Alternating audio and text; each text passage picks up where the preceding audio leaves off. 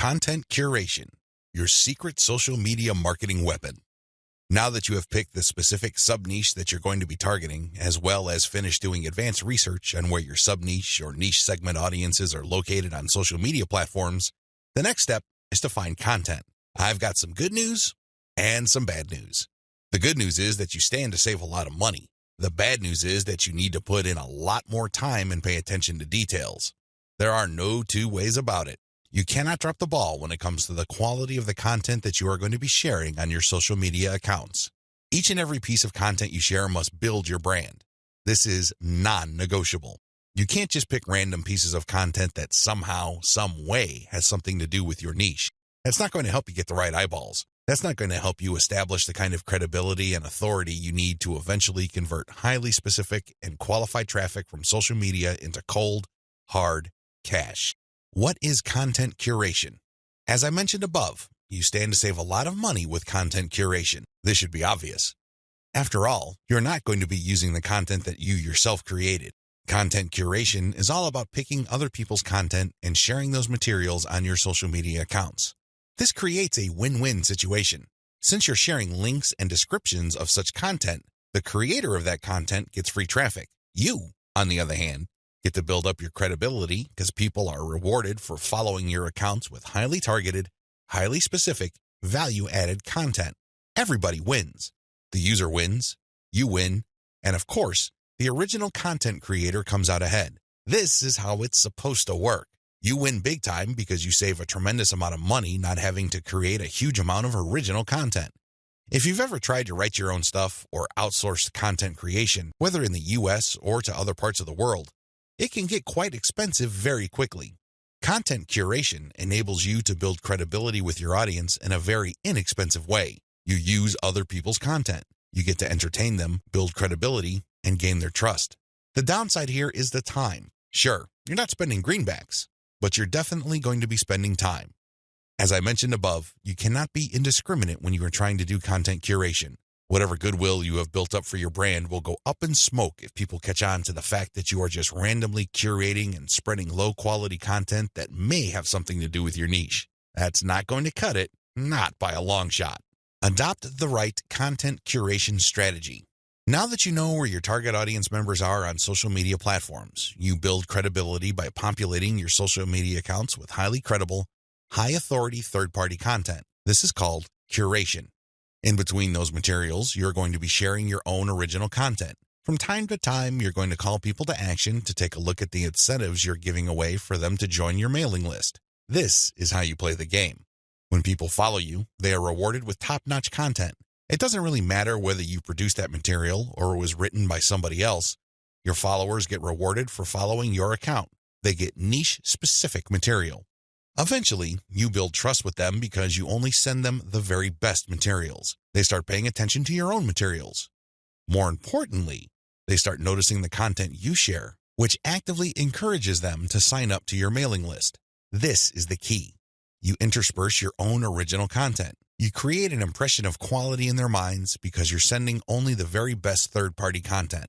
You then mix in your own original content, which is of the same quality as the other stuff you're sending. Eventually, they warm up to your brand, and this is where your call to action content comes in. You call them to action regarding the freebies you're giving away. Maybe you're giving away software, a booklet, discount codes, or even a full-blown book. It doesn't matter.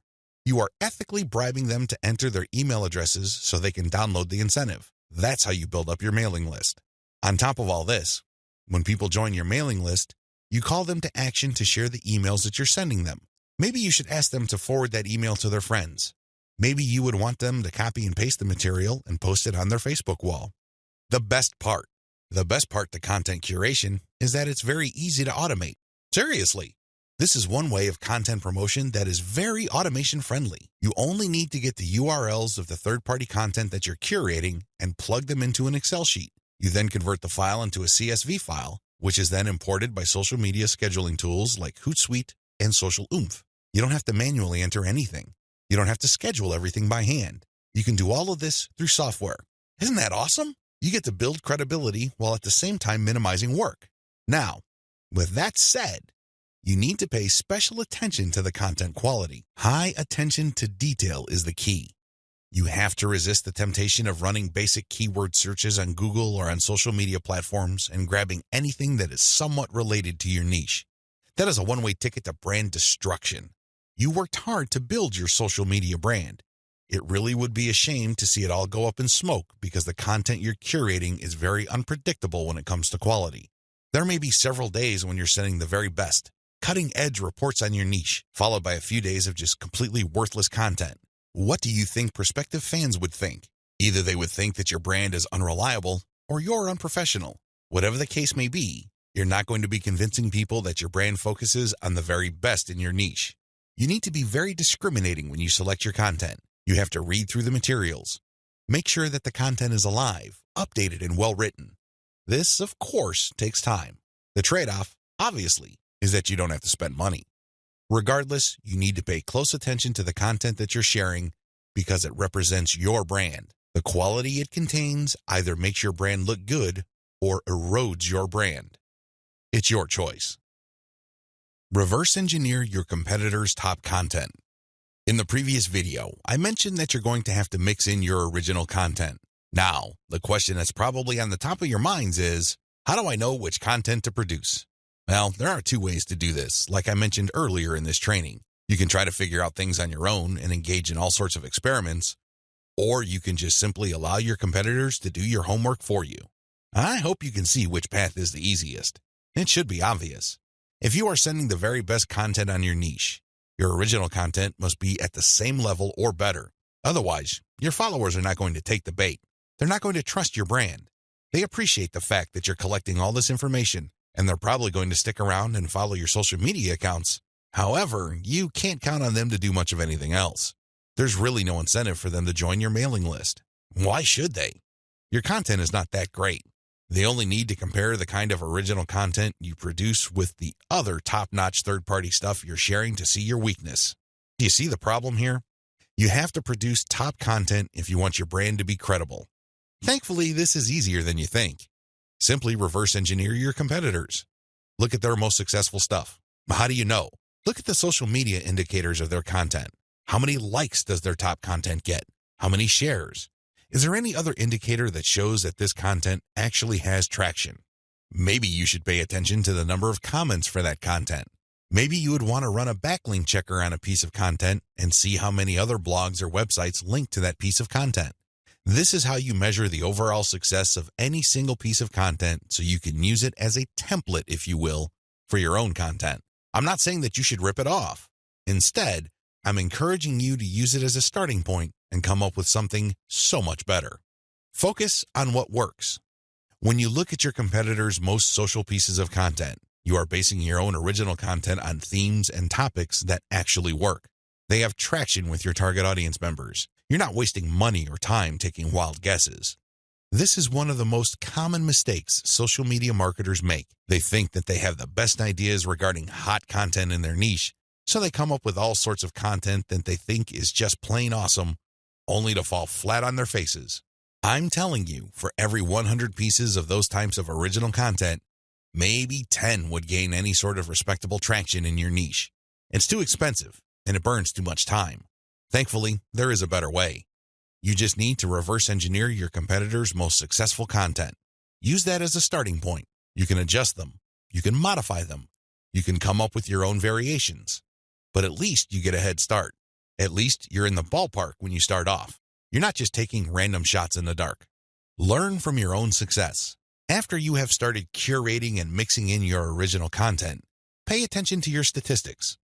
They should tell you which of your content gets the most love. If you notice that a handful of your curated third-party content gets a lot of retweets, shares on Facebook, or any other indication of social media engagement, pay close attention to those pieces of content. At some level or another, they struck a nerve. They caught your audience members' attention in a very positive way. Find these successful curated pieces of content and create original versions of them. Similarly, if you have many different original pieces of content, only a handful of them will be really successful. Pay attention to those. Find them. Once you've identified them, create more of them. Focus on the same themes and present similar information the same way.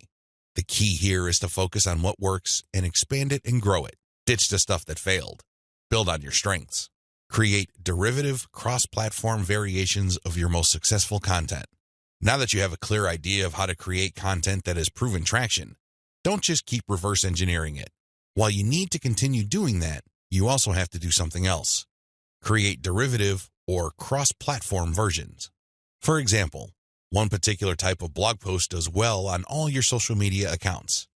Identify its themes, pay attention to its patterns, and come up with another blog post. See if that works. If you achieve the same level of success, you're onto something. This is not a fluke. This is not a one-time thing. You have struck on a theme that your audience members readily enjoy. The next step is to take things to a whole other level. Instead of just cranking out yet another blog post, create videos about that theme, make specialized diagrams, produce infographics. Take these materials and share them on social media platforms that specialize in those formats. For example, for blog post URLs, share them on Twitter and Facebook. For videos, share them on YouTube. For diagrams and infographics, share them on Pinterest. Drilling even deeper, look at your hottest blog posts and strip out key questions and use these as leads or titles for tweets. Tweet the same content several times over the course of a week. Of course, don't drop it all in 1 hour, but space them out. Still, when you use the right questions, you become very visible on Twitter. Pair these with the right hashtags. The bottom line, the great thing about content curation is you save a lot of money, but you are also positioning yourself to build on your strengths. You focus on things that you're doing right and figuring them out so that you can predictably produce successful content. Now, this is not going to happen overnight. You have to keep experimenting until you find the right themes that consistently work with your audience.